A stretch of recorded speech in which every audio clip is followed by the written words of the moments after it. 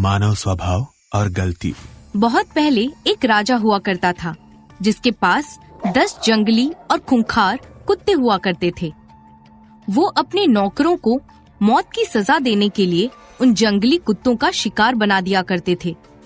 एक दिन एक सेवक के मुंह से राजा के लिए अनजाने में अपशब्द निकल गए, जिसे सुनकर राजा क्रोधित हो गए। उसने अपने सैनिक को उसे कुत्तों के सामने फेंकने का आदेश दे दिया। नौकर ने विनती की, मैंने 10 वर्षों तक आपकी सेवा की है, आप मुझे ऐसे सजा नहीं दे सकते। मुझे उन खूंखार कुत्तों के सामने फेंकने से पहले 10 दिन का समय दे दीजिए। नौकर की बात सुनकर राजा सोच में पड़ जाता है, क्योंकि राजा ने कभी किसी भी नौकर को आखिरी मौका और उसकी आखिरी ख्वाहिश पूरी नहीं की थी। इसलिए राजा सबसे एक दिन का वक्त मांगता है, जिसमें वो अपने करीबी दोस्त अर्जुन का मशवरा लेता है। अर्जुन बहुत चालाक और खुदगर्ज होता है। वो जो भी मशवरा देता तो उसमें उसका फायदा जरूर ढूंढता था, जिसके बाद वो राजा की पूरी बात सुनकर मन ही मन सोचते हुए खुद से कहता है, अच्छा हुआ उस नौकर को सजा मिल रही है, क्योंकि वो मेरी कुछ चालाकियां बहुत अच्छे से समझ गया था, जिसके चलते वो मेरा सच कभी भी सबके सामने बोल देता। और वैसे भी उसने तो सिर्फ 10 दिनों का वक्त मांगा है। इतना इंतजार तो मैं कर ही सकता हूँ उसके मरने के लिए। हो जाने दो पूरी बेचारे की आखिरी ख्वाहिश। अर्जुन मन में सोच ही रहा था कि तभी राजा उसे आवाज देने लगता है, जिसके चलते अर्जुन अचानक से होश में आता है और राजा से कहता है, जी हुजूर, मैं आपकी बातों से सहमत हूँ। हमें उस नौकर को आखिरी ख्वाहिश पूरी करने का अवसर देना चाहिए। अर्जुन की बात सुनकर राजा सहमत हो गए, जिस वजह से उसने दूसरे नौकरों को आदेश देते हुए कहा, जाकर उसे बता दो कि जो भी उसकी आखिरी ख्वाहिश है वो पूरी कर सकता है। हम उसकी आखिरी इच्छा पूरी करने में उसकी पूरी सहायता करेंगे। राजा की बात सुनकर नौकर तुरंत कैद हुए नौकर मनोहर के पास जाता है और उसे राजा की बताई गई बातों को बताता है।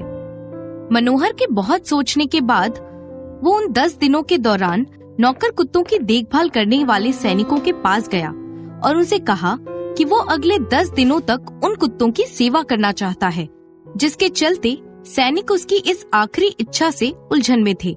लेकिन फिर वो सहमत हो गए और उन्होंने मनोहर से कहा, ये कैसी आखिरी ख्वाहिश है तुम्हारी? मनोहर, अगर मैं तुम्हारी जगह होता तो अपनी जिंदगी के आखिरी पल बहुत अच्छे से जीता, और जो मेरी अधूरी ख्वाहिश होती तो मैं उसे भी पूरा करता, ताकि मेरे मरने के बाद भी मेरे दिल में कोई अधूरी इच्छा नहीं रहती, जिससे मुझे सुकून मिलता। लेकिन तुम पागल हो गए हो। तुम्हें पता है 10 दिनों के बाद तुम्हें इन्हीं कुत्तों से मरना है, और तुम पहले इन्हीं की सेवा करना चाहते हो। सैनिक की बात सुनकर मनोहर हल्का सा हंस देता है, क्योंकि वो जानता था वो इस मुश्किल घड़ी को पार कर ही लेगा, जिसके चलते उसने अपनी मर्जी से उन कुत्तों को खाना खिलाना, उन्हें नहलाना और साफ करना शुरू कर दिया और उन्हें सभी प्रकार की सुविधाएं देकर अपना प्यार दिखाया। इसी तरह कुछ दिन बीत जाते हैं और मनोहर से मिलने अर्जुन आता है, जो उससे कहता है, मनोहर, बस करो, कितना खिलाओगे इन कुत्तों को? और तुम्हारे कुछ दिन और बचे हैं, कम से कम उन्हें ही अपने हिसाब से जी लो। तुम्हें चालाकी करने का बहुत शौक था ना, लो अब कर लिए अच्छे से चालाकियां। मुझे तो बहुत खुशी हो रही है तुम्हारे मरने के बारे में सोच सोच के। अर्जुन की बातों से मनोहर को कोई फर्क नहीं पड़ता, क्योंकि वो जानता था कि अर्जुन की असलियत क्या है, जिसके चलते वो उसके मुंह से उसी की गलतियां उगलवाने के लिए मनोहर एक चाल चलते हुए उससे कहता है, अर्जुन जी, ये छोटी छोटी चाल खेलने में मजा नहीं आता। आप बहुत मामूली सी चीजें करते हो राजा के साथ। अगर उनके साथ कुछ करना ही है तो कुछ बड़ा कीजिए, जिससे कि राजा आपके काबू में रहे। लेकिन अफसोस, वो तो आपको भाव तक नहीं देते। सिर्फ आपको बुरा ना लगे इसलिए आपका मशवरा लेने के लिए आते हैं आपके पास। मनोहर की बात सुनकर अर्जुन को बहुत ज्यादा गुस्सा आ जाता है, क्योंकि वो चाहता था अर्जुन गुस्से में आकर उसने जितनी भी गलतियां की है वो सारी गलतियां वो बताए और अपनी गलती मान ले, जिसके चलते अर्जुन गुस्से से बेकाबू होकर मनोहर से कहता है, तुम सुनना चाहते हो तो फिर सुनो। मैं राजा की जगह लेना चाहता हूँ, इसलिए मैं उसे मारने की कोशिश में लगा रहता था। लेकिन कमबख्त मेरा वक्त ही नहीं आता था। मैं उसे जब जब मारने की कोशिश करता था उस वक्त तुम उसके आसपास रहते थे, जिसके चलते मैं अपनी साजिशों को अंजाम नहीं दे पाता था। लेकिन अब तो तुम मरने वाले हो और तुम्हारे साथ ही साथ तुम्हारा राजा भी मरने वाला है। अर्जुन की बात सुनकर मनोहर उस पे हंसता है, क्योंकि वो तो वही चाह रहा था कि वो सच बोल दे, जिसके चलते मनोहर उससे और सच जानने के लिए उसके साथ मिलकर राजा के खिलाफ भड़काने लगता है, ताकि वो अर्जुन का आगे का सच जान सके। अर्जुन जी, आपने बिल्कुल सही कहा। राजा बहुत कठोर दिल का है। वो हमेशा उसके मन की ही चलाता है, जिसके चलते उसकी वजह से हम नौकर लोगों को अपनी जान गंवानी पड़ती है। मुझे तो राजा बिल्कुल पसंद नहीं है, लेकिन मजबूरन उसकी सेवा मुझे करनी पड़ती थी। अगर राजा से कोई भी गलती होती तो वो खुद की गलती को नजरअंदाज कर देता था, और मुझसे सिर्फ अनजाने में एक ही गलती हुई तो उसने मुझे बिना सोचे समझे मौत की सजा दे दी। मनोहर की बात सुनकर अर्जुन को उसकी बातों पर यकीन हो जाता है, क्योंकि वो जानता था मनोहर से अनजाने में गलती हुई, जिसकी सजा राजा ने मौत दी थी, जिसके चलते वो उस पे भरोसा करता था और उसे राजा को मारने की तरकीब बताते हुए कहता है, तुम बिल्कुल सही बोल रहे हो। मैंने एक तरकीब सोची है। जिस दिन राजा तुम्हें कुत्तों से मरवाएगा उसी दिन मैं अस्तबल में आग लगा दूंगा, जिसके चलते सब जगह धुआं धुआं हो जाएगा, जिस वजह से प्रजा इधर से उधर अपनी जान बचाने के लिए भागने लगेगी। उसी का फायदा उठाकर मैं राजा को कुत्तों के सामने धक्का दे दूंगा, जिसके चलते कुत्ते राजा पर हमला कर देंगे और उसे मार डालेंगे और तुम्हारी भी जान बच जाएगी। अर्जुन की बात सुनकर मनोहर उससे कुछ नहीं कहता, क्योंकि अब वो उसकी असलियत और भी अच्छे से जान चुका था कि वो राजा को मारने के लिए किसी भी हद तक जा सकता है, जिसके चलते वो सही समय आने का इंतजार करता है, ताकि वो अर्जुन की असलियत राजा के सामने लेकर आ सके और उसे सजा दिला सके। लेकिन वो जानता था अगर उसने राजा को अर्जुन के खिलाफ कुछ भी बोलने की कोशिश की तो राजा उसकी बातों का यकीन नहीं करेंगे, क्योंकि अर्जुन राजा का खास दोस्त था। वहीं दूसरी तरफ राजा का भाई भावेश खुद से कहता है, भाई ने बिल्कुल सही किया है। अगर उनकी जगह मैं राजा होता तो मैं भी उन्हीं की तरह करता।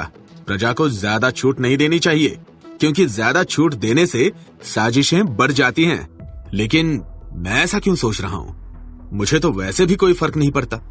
भावेश को राजा के राज्य से कोई मतलब नहीं था, क्योंकि वो अधिकतर बाहर ही रहा करता था, जिसके चलते राज्य में कुछ भी होता तो उसे कुछ भी पता नहीं रहता था।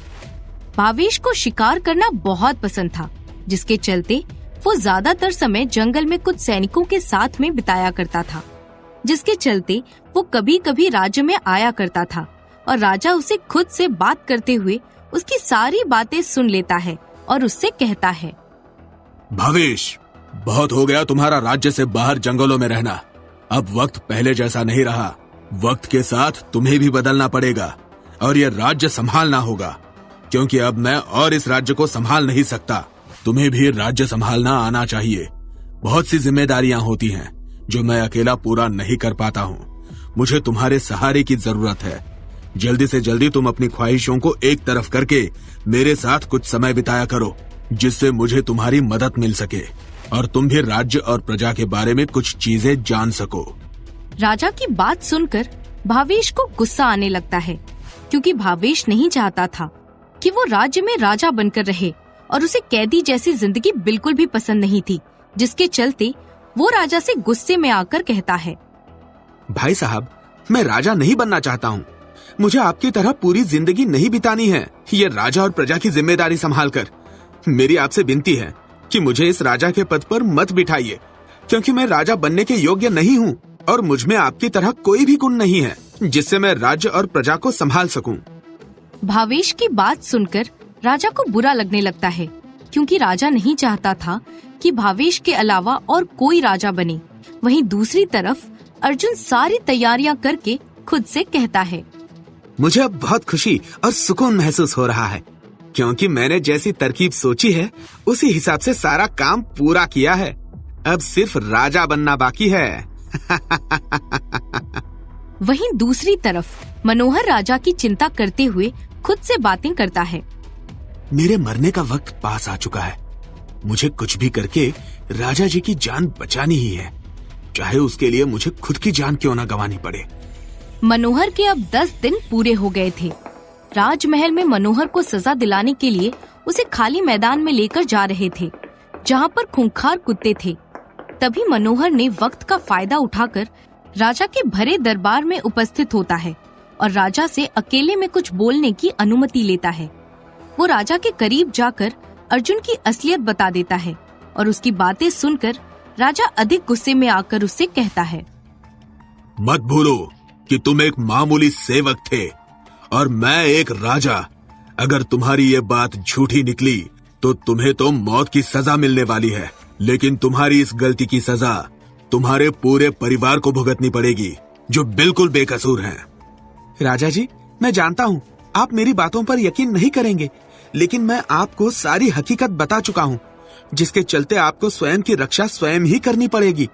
अगर आपको मेरी बातों पर विश्वास नहीं है तो आप खुद ही आजमा लेना आपके दोस्त को, जिससे आपको मुझ पर यकीन हो जाएगा और आपकी जान भी बच जाएगी।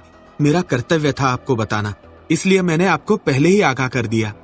मनोहर की बात सुनकर राजा को और गुस्सा आने लगता है, जिसके चलते वो नौकरों को बुलाकर उसे वहाँ से तुरंत ले जाने के लिए कहता है। वहीं दूसरी तरफ अर्जुन पूरी तरकीब के साथ तैयारी में जुटा हुआ था, जिससे कि वो बाकी के नौकरों से कहता है, मुलाजिम तुम जाओ और अस्तबल के जितने भी घोड़े हैं सभी को एक एक करके महल के बाहर खाली जगह पर छोड़ाना, जिससे महल के किसी भी नौकर को ये पता नहीं चलेगा कि मैंने इन घोड़ों को बाहर निकलवाया है। अर्जुन अपनी तरकीब के हिसाब से फटाफट तैयारियां चालू कर देता है। वहीं दूसरी तरफ राजा ने सजा के तौर पर उस सेवक को कुत्तों के सामने फेंक देने का आदेश दिया। जब उसे उन भूखे कुत्तों के सामने फेंका गया तो वो दौड़कर उसके पैर चाटने लगे। ये देखकर हर कोई हैरान रह गया। इस पर राजा को आश्चर्य हुआ। उसने कहा, ये मेरे कुत्तों को क्या हुआ है? इससे पहले मेरे कुत्तों ने कभी भी ऐसा नहीं किया, बल्कि वो इंसान को देखते ही उस पर बारी बारी से हमला किया करते थे, लेकिन आज उन्होंने हमला क्यों नहीं किया? जरूर इस सेवक ने खूंखार कुत्तों को कुछ खिलाया होगा। राजा ऐसा बोल ही रहा था कि तभी उसके महल में चारों तरफ धुआं ही धुआं फैलने लगता है, जिसके चलते किसी को कुछ भी समझ नहीं आता है और सब अपनी जान बचाने के लिए इधर से उधर भागने लगते हैं। और जैसे ही अर्जुन राजा को खूंखार कुत्तों के सामने ढकेलने के लिए हाथ आगे बढ़ा ही रहा था कि तभी राजा उसका हाथ पकड़कर उसकी गर्दन पर तलवार रख देते हैं और उससे ऐसा करने की वजह पूछते हैं। जिसके बाद अर्जुन राजा से कहता है, सारी तरकीब मेरी ही सोची हुई थी, लेकिन कमबख्त वो सेवक, उसने पूरी सच्चाई तुम्हें बता दी, जिसके चलते मैं तुम्हारी जान नहीं ले सका और ना ही इस राज्य का राजा बन पाया। अर्जुन की बात सुनकर राजा ने तुरंत उसकी गर्दन धड़ से अलग कर दी। जिसके बाद मनोहर को राजा के सामने लाया गया। मनोहर राजा से कहता है, मैंने केवल 10 दिनों तक इन कुत्तों की सेवा की। इन 10 दिनों में ये मेरी सेवा नहीं भूले, लेकिन 10 वर्षों तक आपकी सेवा करने के बाद भी मैंने आपके लिए जो कुछ किया उसे भूलकर, यहाँ तक कि मेरी पहली गलती को भी माफ किए बिना मुझे दंडित करने के लिए खूंखार कुत्तों के सामने फेंकने का आदेश दे दिया। मनोहर की बात सुनकर राजा को उसकी गलती का एहसास होता है, जिसके चलते वो समझ चुका था कि गलती करना मानव स्वभाव है, जिससे कि मानव से अगर गलतियां होती हैं तो उस गलती को भूलकर सबको जिंदगी में आगे बढ़ने का एक मौका देना चाहिए, जो कि मानव स्वभावी का कर्तव्य है। कहानी से सीख, हम में से कई लोग ऐसे ही हैं जो एक गलती के कारण हमारी की गई सभी मदद को भूल जाते हैं और जीवन भर उनसे अलग रहते हैं। गलती करना मानव स्वभाव है। इस बात को समझते हुए उन गलतियों को माफ कर देना भी मानव स्वभाव ही है। आइए माफ करें और भूल जाएं। धन्यवाद।